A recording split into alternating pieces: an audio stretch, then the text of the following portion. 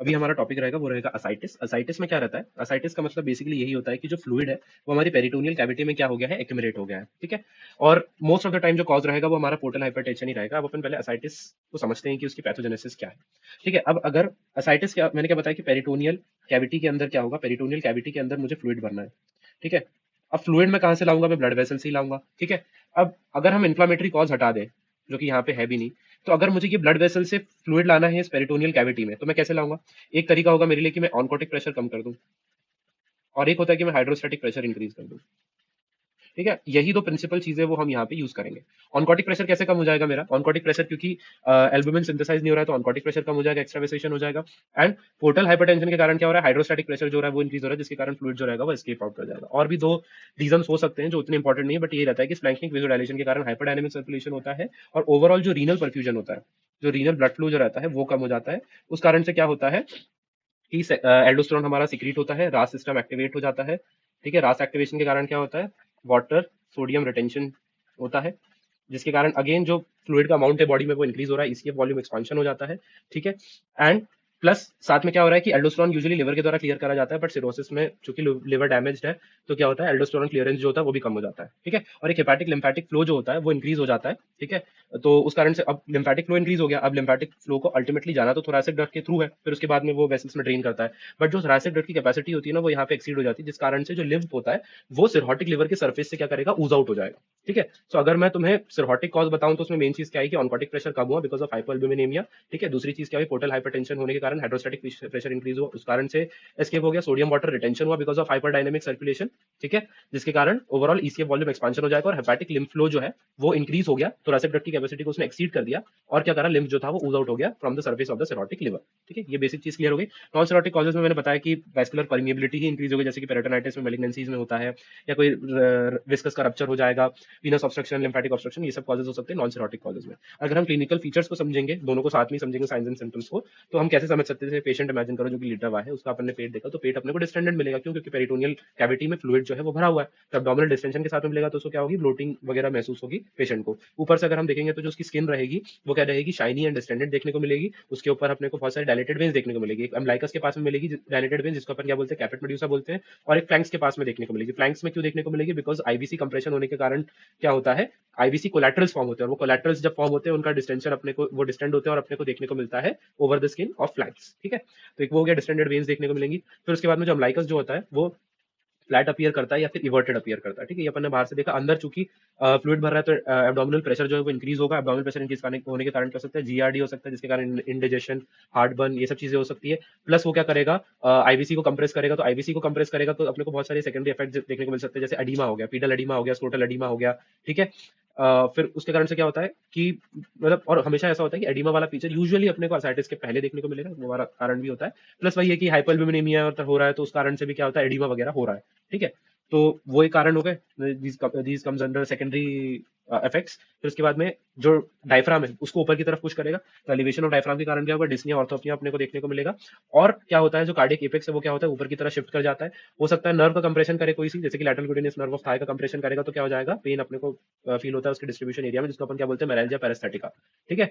वो सब देखने को मिल सकता है। डिस्टेंशन और नेक वेन्स वगैरह भी देखने को मिल सकती है। तो ये सेकेंडरी इफेक्ट्स हो गए। प्राइमरी इफेक्ट्स हो गए, वो अपन ने समझ लिया कि असाइटिस के कारण क्या हो रहा है। क्लिनिकल फीचर्स अपन ने समझ लिए। साइंस में अगर अपन बात करते हैं तो सबसे इंपॉर्टेंट चीज होती है एब्डोमिनल डलनेस। डलनेस बेसिकली जो रहती है परकशन पे अपने को देखने को मिलती है। परकशन पे अपने को दो तीन साउंड्स देखने को मिलते हैं। जहां पे खाली रहता है वहां पे अपने को टिम्पैनिक साउंड देखने को मिलता है, और जहां पे कुछ भरा हुआ रहेगा जैसे फ्लूइड एक्यूमुलेशन, वहां पे अपने को डल देखने को मिलता है ना। नॉर्मली जो हमको साउंड मिलता है पैराम्लाइकल पोजीशन में वो टिम्पैनिक होता है। ठीक है। क्योंकि अपने गैस भरी रहती है, डिस्टेंडेड है, तो है ना। नॉर्मल केसेस में, तो नॉर्मल केसेस में टिम्पैनिक मिलेगा, लेकिन अगर फ्लूइड एक्यूमुलेशन हो जाएगा तो अपने को क्या देखने को मिलेगा? डल साउंड देखने को मिलेगा। ठीक है। अब अपन देखते हैं, देखो मोस्ट इंपॉर्टेंट चीज ये समझनी होती है कि असाइटिस तीन टाइप का होता है। ठीक है। मॉडरेट, माइल्ड एंड सीवियर अपन बोलते हैं। माइल्ड मतलब जो सिर्फ यूएसजी पे डिटेक्ट हो, मॉडरेट मतलब सिमेट्रिकल एनलार्जमेंट, और सीवियर मतलब होता है कि मार्क्ड एब्डोमिनल डिस्टेंशन हो। ठीक है। अब क्या होता है कि क्लिनिक्स में भी अपन जाके देखेंगे, है ना, या फिर क्लिनिकल क्वेश्चंस अपने सामने कोई हो, या फिर वाइवा में हम देखेंगे कि वो है ना असाइटिस में हमसे सबसे पहले यही पूछेंगे कि ये डिफरेंट टाइप्स ऑफ साइंस अपने को देखने को क्या मिलते हैं। और उसके बाद में एक चीज और याद रखनी है कि अगर अपने को एक साइन किसी में देखने को मिल रहा है तो जरूरी नहीं हो कि मतलब सारे ही साइंस मिले एक ही बंदे में, वो जरूरी नहीं है। It all depends upon the amount of fluid. अब जैसे मैं बताता हूँ, है ना। जैसे मैं बताता हूँ, ये पडल साइन होता है, पडल साइन या लॉसन साइन होता है, इसमें डायफ्राम यूज होता है, इसमें स्टेथोस्कोप यूज होता है, याद रखना। और ये very small amount of ascitic fluid को भी डिटेक्ट कर देता है, जैसे कि 120 ml तक इसमें डिटेक्ट हो जाता है। सबसे पहले पेशेंट को पेट के बल रखना है, प्रोन रखना है फॉर 5 मिनट्स, देन उसके बाद में उसको नी एल्बो पोजीशन, नी एल्बो पोजीशन मतलब कि नी एंड एल्बो के बेसिस पे वो बस टिका हुआ है, ठीक है। तो इस पोजीशन में क्या होता है कि जितना भी फ्लूइड है वो यहाँ पे इकट्ठा हो जाएगा। फिर अपन क्या करते हैं कि डायफ्राम जो रहता है वो सबसे डिपेंडेंट पार्ट पे रखते हैं, यहाँ पे हम का क्या रखते हैं, डायफ्राम रखते हैं, और अपन सुनते हैं बढ़िया से, ठीक है। और एक साइड से अपन क्या करते हैं, एक साइड से अपन परकस करते हैं, एक साइड से अपन टैप करते हैं, बेसिकली फ्लिक करते हैं या टैप करते हैं, ठीक है। और डायफ्राम जो होता है वो अपन अपोजिट फ्लैंक की तरफ मूव करते जाते हैं मोस्ट डिपेंडेंट पार्ट से। तो मोस्ट डिपेंडेंट पार्ट से लेके हम फ्लैंक की तरफ गए, ठीक है। मोस्ट डिपेंडेंट पार्ट मतलब होता है जो सबसे नीचे की तरफ है, ठीक है, जो ग्रेविटी की साइड होता है, मोस्ट डिपेंडेंट मतलब वो होता है, ठीक है। तो नीचे से लेके हम क्या गए, दूसरे फ्लैंक की तरफ ऊपर मूव किए, और एक साइड से अपन क्या कर रहे थे, फ्लिक कर रहे थे, है ना। तो उसमें अपने को क्या मिलता है, चेंज इन इंटेंसिटी देखने को मिलती है। तो ये बताता है कि फ्लूइड एक्यूमुलेशन है, तो इसको बोलते हैं पडल साइन। एक होता है अपना हॉर्स शू शेप्ड डलनेस होती है, जो कि अपने देखने को मिलती है। तो उसमें क्या होता है कि जो अपना हाइपोगैस्ट्रियम होता है और फ्लैंक्स होते हैं, उसमें क्या होता है, फ्लूइड भरा हुआ रहता है। ये मॉडरेट असाइटिस में अपने को देखने को मिलता है। और जो ऊपर वाला एरिया है, जो एपिगैस्ट्रियम और एम्ब्लाइकल रीजन है, वहां अपने को क्या मिलेगा, टिम्पैनिक साउंड। तो यहाँ अपने को टिम्पैनिक साउंड मिलेगा, और यहाँ अपने को क्या मिलेगी, डलनेस देखने को मिलेगी, ठीक है। फिर उसके बाद में शिफ्टिंग डलनेस होती है। शिफ्टिंग डलनेस में हम क्या करते हैं, जब पेशेंट को सीधा लेटा के रखेंगे, ठीक है, वर्टिब्रा पीछे नीचे की तरफ, मतलब सुपाइन पोजीशन है बेसिकली। तो उसमें क्या रहता है, फ्लैंक्स जो रहेंगे ये अपने को भरे में मिलेंगे, तो यहाँ अपने को डलनेस देखने को मिलेगी। पर जैसे ही अपन उसको करवट दिला देंगे, तो अपने को एक फ्लैंक में क्या मिलेगी, टिम्पैनिक, क्योंकि फ्लूइड जो है वो नीचे की तरफ शिफ्ट हो गया, ठीक है। तो इसको बोलते हैं शिफ्टिंग डलनेस। फ्लूइड थ्रिल जो होता है वो बहुत ज्यादा अमाउंट ऑफ एसाइटिक फ्लूइड में देखने को मिलता है, ठीक है। जैसे कि मोर देन 2000 ml अगर होगा, more than 2 litres of Asiatic fluid होगा, तब देखने को मिलेगा। जैसे कि अपन बलून होता है, बलून में अपन ने क्या करा, बहुत सारा पानी भर दिया, ठीक है। अब बहुत सारा पानी भरने के बाद में क्या करना है, जब हम एक साइड से बलून को मारेंगे और दूसरा हाथ अपन उसकी दूसरी साइड रखेंगे, तो अपने को ऐसा फील होगा कि पानी अंदर से टकरा रहा है, ऐसी थ्रिल फील होगी, ठीक है। वैसे ही जब एक्सेसिव फ्लूइड जो होता है, जब वो एक्यूमुलेट हो जाता है पेरिटोनियल कैविटी के अंदर, तो जब हम एक साइड से पेट को एकदम फ्लिक करते हैं, तो दूसरी साइड की तरफ हमने जब पाम रखेंगे, तो वहां अपने को क्या देखने को मिलेगा, वहां अपने को हल्का सा थ्रिल महसूस होगा, ठीक है, because of this waves of fluid, है ना, वेव्स इन द फ्लूइड। और एक साइड से हम टैप कर रहे हैं, ठीक है। तो ये होता है फ्लूइड थ्रिल या फ्लूइड वेव, ये हो गया। उसके बाद में ऐसा होता है कि हम थोड़ा सा एक और डेफिनेशन पता होनी चाहिए कि रिफ्रैक्टरी एसाइटिस क्या होता है, बिकॉज रिफ्रैक्टरी एसाइटिस होता है उसमें जनरली हम पैरासिंथेसिस वगैरह करते हैं, ठीक है। तो रिफ्रैक्टरी एसाइटिस में क्या होता है कि एक होता है diuretic resistant and diuretic intractable. Simple भाषा में बताऊं, रेजिस्टेंट मतलब कि मैक्सिमम ऑप्टिमल डोज में हम डायरेटिक का यूज कर रहे हैं, उसके बाद भी हमको इफेक्ट देखने को नहीं मिल रहा है। और इंट्रैक्टेबल मतलब ये होता है कि हम डायरेटिक का मैक्सिमम डोज यूज नहीं कर पा रहे बिकॉज ऑफ सम कॉम्प्लिकेशंस, ठीक है। तो हम मैक्सिमम यूज नहीं कर पा रहे हैं, उस कारण से जो कम यूज हम कर रहे हैं, कम अमाउंट में जो यूज कर रहे हैं, वो इनसफिशियंट है। मतलब जितना अलाउड है हमको, उतना अलाउड डायरेटिक यूज में हमको इफेक्ट देखने को नहीं मिल रहा है। हो सकता है कि अगर ये कॉम्प्लिकेशंस ना होती और अगर हम डायरेटिक को फुल कैपेसिटी में दे पाते, तो ये देखने को नहीं मिलता। बट चूंकि बिकॉज ऑफ सम कॉम्प्लिकेशंस हम डायरेटिक्स को मैक्सिमम डोज में नहीं दे पा रहे हैं, इसलिए हमको असाइटिस कम नहीं हो रहा है। या फिर हम डायरेटिक्स को मैक्सिमम डोज में दे रहे हैं, उसके बाद भी असाइटिस कम नहीं हो रहा है। तो ये दोनों ही केसेस जो रहते हैं रिफ्रैक्टरी असाइटिस के अंदर आता है, इसमें लार्ज वॉल्यूम पैरासिंथेसिस करते हैं, एल्ब्यूमिन जो रहता है वो ऊपर से चढ़ाना पड़ता है ना। वो अपन और डिटेल बाद में देखेंगे। यूएसजी हमने देख लिया। अब एक होता है एस्पिरेट। एस्पिरेट जब हम करते हैं, एस्पिरेट या अपन थोड़ी सी इनफॉर्मल भाषा में बोले तो टैप, जनरली बोलते हैं कि टैप करके चेक करवाने के लिए भेज दो फ्लूइड को कि इसमें क्या क्या आ रहा है। वो इसलिए इंपॉर्टेंट होता है कि हम दो तीन चीजें उसमें चेक करते हैं। मोस्ट इंपॉर्टेंट तो अपने लिए साग होता है, वो बताऊंगा क्या होता है। उसके पहले होता है कि अमाइलेज। अमाइलेज अगर होगा तो अपने को क्या होता है कि पैनक्रियाटिक साइटिस तो नहीं है, उससे अपने को पता चलता है। साइटोलॉजी से पता चलता है कि मैलिग्नेंट सेल्स तो नहीं है उसके अंदर। प्रोटीन अभी पता चलेगा।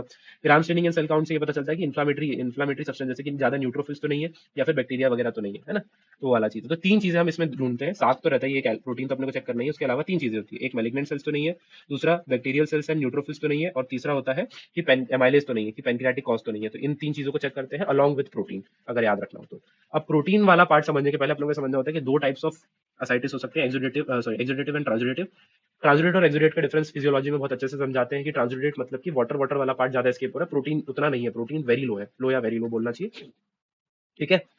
और उसके बाद में क्या होता है, ये जो होता है अपना एक्सुडेट जो होता है, इन्फ्लेमेशन के कारण होता है, परमिबिलिटी इंक्रीज होती है, तो प्रोटीन भी हाई रहता है, फ्लूइड भी एस्केप कर पाता है। ट्रांसुडेट वाला मेनली ऑनकोटिक प्रेशर कम होना एंड हाइड्रोस्टैटिक प्रेशर इंक्रीज होना, उस कारण से होता है ना। तो ये वाला पार्ट अपने को ऑलरेडी पता है। अपना जो साग मतलब होता है सीरम एल्बुमिन असाइटिक ग्रेडियंट, ठीक है। सीरम असाइटिक एल्बुमिन ग्रेडियंट, सॉरी उल्टा थोड़ा हो गया। उसका बेसिकली मतलब ये होता है कि सीरम एल्बुमिन, ठीक है, albumin minus serum, sorry minus ascitic ascitic albumin, ठीक है, जैसा कि नेम सजेस्ट कर रहा है, उसका हम ग्रेडियंट पता लगाते हैं, ठीक है। अब कोई भी ऐसा कारण होगा जिसके कारण, अब इसको हम, ठीक है, इसको अपन पहली बात तो देखो, इसको अपन साग बोलेंगे। अब इसको बहुत अच्छे से और बहुत डिटेल में मैं समझाऊंगा। दो पॉसिबिलिटी हो सकती है कि साग मेरा लो हो और साग मेरा हाई हो। अगर बहुत सिंपल भाषा में बताऊं कि साग अगर ज्यादा है, इसका मतलब ये समझ लेना कि ट्रांजिटिव कॉज है। बहुत सिंपली बता रहा हूँ इसको, और मैं एलैबोरेट करूंगा। ट्रांजिटिव है। और अगर लो है, इसका मतलब समझ लेना एक्सिडेटिव है, ठीक है। लोहे मतलब एक्सोडेटिव है। क्यों? क्योंकि क्या होता है, देखो जब भी तुम देखोगे ना सीरम एल्ब्यूमिन अपन चेक कर रहे हैं, कुछ भी चेक करते हैं, तो अपन ग्राम पर डेसीलीटर में चेक करते हैं, मोर ऑफ अ कॉन्सेंट्रेशन, ठीक है, एकदम एब्सोल्यूट अमाउंट में कभी भी बात नहीं करते हैं। तो मान लो जैसे ये वेसल है और ये मेरी पेरिटोनियल कैविटी है, ठीक है। अब यहाँ मेरा एल्ब्यूमिन है। अब अगर कोई भी एक्सीडेटिव कॉज होगा, समझो अगर कोई एक्सीडेटिव कॉज होगा तो प्रोटीन भी जा रहा है और फ्लूइड भी जा रहा है। ठीक है, तो यहाँ पे वो चीज क्या होगी, कम होगी, और यहाँ पे वो चीज क्या होगी, बढ़ गई।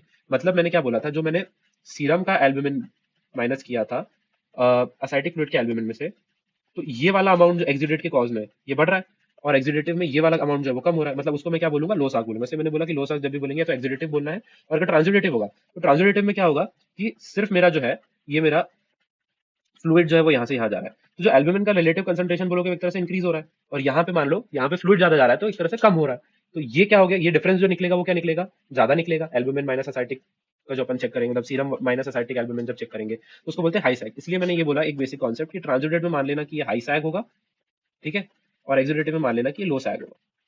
ठीक है, अब इसको मैं फर्दर एलैबोरेट कर सकता हूँ, जिसको समझना है वो और समझ सकता है इसके आगे। ठीक है, कि जब मैं हाई सैग बोलता हूँ या लो सैग बोलता हूँ, उसको मैं हाई प्रोटीन लो प्रोटीन में डिवाइड कर सकता हूँ। ठीक है, जैसे कि सबसे पहले मैं बताऊंगा कि लो सैग।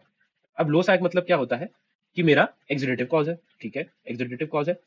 अब उसमें क्या है, देखो इसमें हाई प्रोटीन लो प्रोटीन का मतलब क्या होता है। ठीक है, हाई प्रोटीन लो प्रोटीन का मतलब ये होता है कि असाइटिक फ्लूइड में अगर प्रोटीन ज्यादा है तो उसको मैंने हाई प्रोटीन बोला, और असाइटिक फ्लूइड में अगर प्रोटीन कम है तो मैंने उसको लो प्रोटीन बोला। मैं एल्ब्यूमिन की बात नहीं कर रहा हूँ, ओवरऑल प्रोटीन की बात कर रहा हूँ। ठीक है, अब ये कब हो सकता है, जब मैं बोल रहा हूँ, मान लो कि मुझे नेफ्रोटिक सिंड्रोम है, यहाँ पे मैंने लो में लिखा हुआ है, देखा जाए ना, यहाँ पे लो में मैंने लिखा हुआ है, देखो ये नेफ्रोटिक सिंड्रोम। तो मैं नेफ्रोटिक सिंड्रोम से बताता हूँ। नेफ्रोटिक सिंड्रोम में क्या होता है, सीरम एल्ब्यूमिन जो है ना वो कम हो रहा है, बाकी एसाइटिक में उतना नहीं है।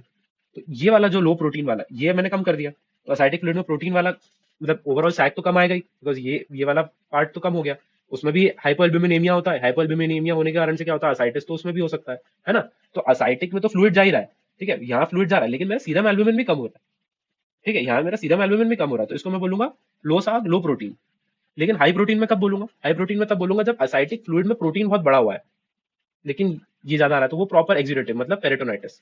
तो पेरिटोनाइटिस जो रहता है वो मेरा लो सैग हाई प्रोटीन बोलूंगा मैं, और जो नेफ्रोटिक सिंड्रोम होता है वो लो सैग हाई प्रोटीन लो सैग लो प्रोटीन बोलूंगा। ठीक है, क्योंकि उसमें सीरम एल्ब्यूमिन भी कम हो रहा है, इसमें नेफ्रोटिक सिंड्रोम में, और वो एब्सोल्यूट अमाउंट कम हो रहा है बेसिकली, क्योंकि सब जो है वो किडनी के थ्रू लॉस हो रहा है। समझ में आया, एक बार और समझाऊं कि लो सैग को मैंने दो पार्ट में डिवाइड किया। लो सैग को मैंने बोला कि मेनली मैं एक्सोडेटिव बोलता हूँ, एक्सोडेटिव में तो मैं इन्फ्लेमेशन में मैंने मान लो पेरिटोनाइटिस बोला, लेकिन इस पेरिटोनाइटिस के केस में मैंने ये बोला ना कि जो प्रोटीन रहेगा वो वेसल से एस्केप करके एसाइटिक फ्लूइड में जा रहा है, तो एसाइटिक फ्लूइड में प्रोटीन मुझे क्या देखने को मिलेगा, हाई मिलेगा। मैंने एक और चीज कंसिडर करने को बोली जो कि नेफ्रोटिक सिंड्रोम में होता है, कि तुम्हारा जो फ्लूइड एस्केप हो रहा है वो थोड़ा ट्रांजिटिव टाइप से एस्केप हो रहा है एसाइटिक फ्लूइड में, लेकिन तुम्हारा लो सैग आ रहा है। वो लो सैग क्यों आ रहा है, बिकॉज तुम्हारा सीरम एल्बुमिन भी लो हो रहा है। वो क्यों हो रहा है, क्योंकि प्रोटीन लॉस ज्यादा हो रहा है। ठीक है, तो उसको अपन बोलेंगे लो सैग लो प्रोटीन। ठीक है, क्लियर। हाई सैग में भी मैं वैसे ही डिवाइड कर सकता हूँ। High SAAG generally portal hypertension equal to मान ही लेना। पोर्टल हाइपरटेंशन में भी देखो दो तीन कॉजेज होते हैं। सिरोसिस वाली जब बात करूंगा मैं, तो सिरोसिस में क्या होता है, साइनोसॉइडल डिफेनेस्ट्रेशन होता है, तो साइनोसॉइड्स के थ्रू कुछ भी एस्केप नहीं कर सकता। तो वहां अपने को क्या देखने को मिलता है, that will be called as high SAAG low protein. High SAAG low protein मिलेगा, क्योंकि प्रोटीन वहां एस्केप नहीं कर पाएगा बेसिकली। ठीक है, इन दी एसाइटिक फ्लूइड। लेकिन जब मैं बात करता हूँ बट चियारी की, तो बट चियारी में तुम देखोगे कि हाई प्रोटीन हाई सैग देखने को मिलता है। अब उसमें एसाइटिक फ्लूइड में प्रोटीन इसलिए चला जाता है बिकॉज इन केसेस में क्या होता है, या राइट साइडेड हार्ट फेलियर, या इनसे में, तो इसमें क्या होता है, हेपेटिक वेन पहले, हेपेटिक वेन में भी प्रेशर इंक्रीज करता है। जब मैं साइनोसाइडल डिफेनेस्ट्रेशन इंक्रीज कर रहा हूँ, डिफेनेस्ट्रेशन करवा रहा हूँ ना, तो यहाँ पे मेन साइट होती है, साइनोसाइड अपनी मेन साइड होती है जहाँ पे प्रेशर इंक्रीज हुआ। लेकिन यहाँ तो डिफेनेस्ट्रेशन है, तो यहाँ से तो कुछ एस्केप कर ही नहीं सकता। लेकिन जब मैं हेपेटिक वेन की बात करता हूँ ना, हेपेटिक वेन के थ्रू फिर भी कुछ प्रोटीन जो हो सकते हैं वो एस्केप कर सकते हैं। एल्ब्यूमिन की बात नहीं कर रहा हूँ, दूसरे प्रोटीन की बात कर रहा हूँ। तो still it will be high SAAG, क्योंकि असाइटिक एल्ब्यूमिन जो है वो तो फिर भी कमी है ना, है ना, वो तो फिर भी कमी है बच्चियारी में, लेकिन दूसरे प्रोटीन एस्केप कर जाते हैं, तो उसको हाई सैग हाई प्रोटीन बोलते हैं। बिकॉज हेपेटिक वेन में कोई डिफेनेस्ट्रेशन नहीं होता, हेपेटिक वेन के थ्रू थोड़े बहुत एस्केप कर सकते हैं। ठीक है, तो जब भी हेपेटिक वेन में प्राइमरीली प्रेशर बिल्डअप होगा, वो राइट साइडेड हार्ट फेलियर हो या बच्चियारी हो, है ना, उन सब केसेस में हाई प्रोटीन हाई सैग देखने को मिलेगा। अदरवाइज जब हम नॉर्मली बात करते हैं तो वो क्या होता है, हाई सैग लो प्रोटीन, जो कि सिरोटिक कॉजेस में देखने को मिलता है। फिर जब हम लो सैग की बात करते हैं तो लो सैग हाई प्रोटीन अपना वही normal exudative cause peritonitis, but low SAAG low protein अगर मैं बोल रहा हूँ, इसका मतलब कि वो नेफ्रोटिक सिंड्रोम हो सकता है। ठीक है, ये पूरा कॉन्सेप्ट ऑफ मैंने साग बता दिया, होपफुली इसके बाद में क्लियर होगा। अगर इसके बाद में नहीं होता तो बोल सकते हो, मैं अगेन इसके ऊपर एक सेपरेट वीडियो बनाऊंगा। ठीक है, अगर हम ट्रीटमेंट में आते हैं तो ट्रीटमेंट में मेन चीज ये रहती है कि डायटरी रेस्ट्रिक्शन करना होता है अपने को। ठीक है, सोडियम का डायटरी रेस्ट्रिक्शन वगैरह करना होता है ये सब। ठीक है, और डायरेटिक थेरेपी अपन चालू करते हैं। जनरली एल्डोस्टेरोन एंटागोनिस्ट जिनकी प्रॉपर्टी रहती है उनको चूज करते हैं, बिकॉज सेकेंडरी हाइपर एल्डोस्टेरोनिज्म यहाँ पे होता है तो स्पाइरोनोलेक्टोन। बट अगर ये इनसफिशिएंट होता है तो अपन लूप डायरेटिक्स को ऐड करते हैं। मेनली अपना कोर आइडिया रहता है लूप डायरेटिक्स का, लेकिन अपने को कब इसको कम करना होता है, कब इसको रोकना होता है, ये अपने को पता होना चाहिए। कब हम डोज कम करते हैं, जब फीट एडिमा जो होता है वो रिवर्सेबल हो जाता है, मतलब कंप्लीट रिस्पॉन्स अपने को देखने को मिल रहा है ना। अनडिटेक्टेबल एसाइटिस देखने को मिल रहा है, तो इसका मतलब कि ट्रीटमेंट काम कर रहा है, डोज कम कर दो धीरे धीरे। पोस्चरल हाइपरटेंशन हो गया, तो हाइपरटेंशन हो गया, इसका मतलब क्या है कि ज्यादा आपने फ्लूइड लॉस करवा दिया है, तो उसको भी, इसमें भी आपको क्या करना है, थोड़ा सा लोअर करना पड़ेगा अपने डोज को, ठीक है। और व्हेन टू स्टॉप, स्टॉप मतलब कि जब सोडियम बहुत ज्यादा जो है, सोडियम बहुत ज्यादा कम हो गया है, ठीक है, सोडियम बहुत ज्यादा कम हो गया है, 120 के भी बिलो आ गया है, इसका मतलब सीवियर हाइपोनेट्रीमिया हो रहा है, ठीक है, बहुत ज्यादा आपने लॉस करवा दिया है। तो then also you need to stop the dose, क्योंकि उसके नीचे, क्योंकि हाइपोनेट्रीमिया इज वेरी सीवियर, मतलब हाइपोनेट्रीमिया जो होता है ना वो बहुत ज्यादा खतरनाक होता है कंपेयर टू हाइपरनेट्रीमिया वगैरह, ठीक है। तो इससे अपने को बचना है, या फिर न्यू ऑनसेट हेपेटिक एन्सेफेलोपैथी हो गई है, या फिर sudden decrease in urinary output हो गया है, इससे रीनल लोड बहुत ज्यादा बढ़ जाएगा। उससे बचने के लिए फिर जब भी क्रिएटिनिन 0.3 से इंक्रीज हो जाता है ना, तो अपने को इंडिकेशन आ गया कि भाई अब थम जाओ, रोक दो, ठीक है। अब थोड़ा बहुत मैं ऐसी एडिशनल टर्म्स थोड़ी बहुत बताऊंगा, जैसे रिफ्रैक्टरी एसाइटिस मैंने ऑलरेडी बताया था कि एल्बुमिन दे दो, लार्ज वॉल्यूम पैरासिम्पथेसिस अपन करते हैं, शंट्स वगैरह भी कर सकते हैं, जैसे टिप्स एंड लीविंग शंट होता है, वो सब हम दे सकते हैं। ऑटोमेटेड आजकल एसाइटिक पंप भी आने लगे हैं जो कि सबक्यूटेनियसली इम्प्लांट कर देते हैं, मीडोड्रीन दे सकते हैं। मेलिग्नेंट एसाइटिस मतलब वही है कि कोई इंट्रा एब्डोमिनल ट्यूमर था जिसका फ्लूइड का एक्सुडेशन हुआ और वो पेरिटोनियल कैविटी में चलेगा, और पेरिटोनियल कैविटी में जो हमको एसाइटिस देखने को मिला उसमें मेलिग्नेंट सेल्स देखने को मिले, इसलिए याद है ना मैंने टैप करवाया था, मतलब वो एसाइटिक फ्लूइड टैप जो बोलते हैं वो करवाया था। फिर उसके बाद में हो सकता है कि कोई प्राइमरी कैंसर से आया हो या मेटास्टेसिस के कारण हो, वो सब ठीक है। एक होता है मीक सिंड्रोम। मीक सिंड्रोम जो होता है वो ये होता है बेसिकली कि दो पीस और जुड़ जाते हैं हमारे ए में, तो बेसिकली पैप से याद रख लेना उसको कि एक प्लूरल एफ्यूजन भी होने को मिलता है, होता है, और एक पेल्विक ट्यूमर के साथ में असाइटिस देखने को मिलता है, उसको बोलते हैं मीक सिंड्रोम, ठीक है। एक होता है असाइटिस प्रीकॉक्स। असाइटिक प्रीकॉक्स जो होता है वो बहुत इंपॉर्टेंट होता है जब आपको कंस्ट्रक्टिव पेरिकार्डाइटिस को और कंजेस्टिव हार्ट फेलियर को डिफरेंशिएट करना होता है। नॉर्मली ऐसा होता है कि सबसे पहले एडिमा आता है, ठीक है, उसके बाद में असाइटिस आता है, बट यहाँ पे क्या होता है कि असाइटिस पहले आ गया और वो बहुत ज्यादा प्रोमिनेंट है, डिस्प्रोपोर्शनली प्रोमिनेंट है, ठीक है, एज कम्पेयर टू एडिमा। तो जब ये होता है, ये फीचर होता है, क्या इसको बोलते हैं अपन असाइटिस प्रीकॉक्स। प्रीकॉक्स होता है एक तरह से मान सकते हो कि प्री मतलब जल्दी आ गया है, ठीक है, जल्दी आ गया है एडिमा के कंपैरिजन में। और ये जनरली किसका फीचर होता है, कंस्ट्रक्टिव पेरिकार्डाइटिस। लेकिन जब हम सीएचएफ की बात करते हैं तो उसमें एडिमा पहले आता है और बाद में असाइटिस डेवलप होता है। काइलस असाइटिस मतलब क्या हो रहा है कि जो काइल होता है, जो अपन जब फैट का एब्जॉर्प्शन होता है जीआई के थ्रू, तो वो काइल के फॉर्म में होता है ना, काइलोमाइक्रॉन्स और वो सब रहते हैं, वो इंटेस्टाइनल लिम्फ नोड्स में जाते हैं, फिर वहां से वो ड्रेन होते हैं सब। तो वो जो फ्लूइड है वो अपने को देखने को मिल रहा है किसमें, असाइटिस में। तो उसको सूडान 3 स्ट्रेन और उसके थ्रू हम चेक कर सकते हैं, और फैट ग्लोब्यूल्स वगैरह अपने को देखने को मिलता है। इसका रीजन क्या हो सकता है कि कोई लिम्फ की प्रॉब्लम हो, कि लिम्फेटिक ऑब्स्ट्रक्शन हुआ, या लिम्फेंजेक्टेसिया हुआ, ठीक है, या फिर कोई लिम्फ को ट्रॉमा हो गया, लिम्फ डक्ट को ट्रॉमा हो गया तो वहां से वो फट गई, या तो ऑब्स्ट्रक्शन हो गया तो लिम्फ फट गई, या तो फिर एक्टेसिया हो गया मतलब फूल गई, ठीक है। इन सब लिम्फ की कोई भी प्रॉब्लम होगी तो वो सब हो सकता है। और जनरली एक्यूट एब्डोमिनल पेन होता है, पेरिटोनियल इरिटेशन साइंस देखने को मिलेंगे। इरिटेशन साइंस क्या होते हैं, guarding, rigidity and rebound tenderness, ठीक है, डिस्टेंडेड नॉन टेंडर एब्डोमिनल, तो वो हो सकता है कि पेरिटोनियल इरिटेशन साइंस मिले। हाँ, ये क्वेश्चन आता है अलग से, एक छोटा सा क्वेश्चन आता है कि what are the indications for large volume paracentesis. तो उसमें अपने को रिफ्रैक्टरी एसाइटिस मैंने ऑलरेडी समझा दिया कि क्या होता है, उसमें क्या क्या अपन ट्रीटमेंट में देते हैं वो सब समझा चुका हूँ। जब बहुत ज्यादा एसाइटिस हो जाता है और मैंने बताया था ना कि डायफ्राम को ऊपर की तरफ पुश करेगा और डिस्नी ऑर्थोप्निया करेगा, तब भी हमको पेशेंट को रिलीफ देने के लिए टैप करना पड़ता है। और इम्पेंडिंग रप्चर, अगर कोई हर्निया का इम्पेंडिंग रप्चर होता है तो उसमें भी हमको क्या करना पड़ता है, लार्ज वॉल्यूम पैरासिम्पथेसिस उसमें से करना पड़ता है, ताकि रप्चर ना हो। इम्पेंडिंग रप्चर में हमेशा अपने को टैप करना ही पड़ता है, फ्लूइड टैप, ठीक है। तो दिस वाज ऑल।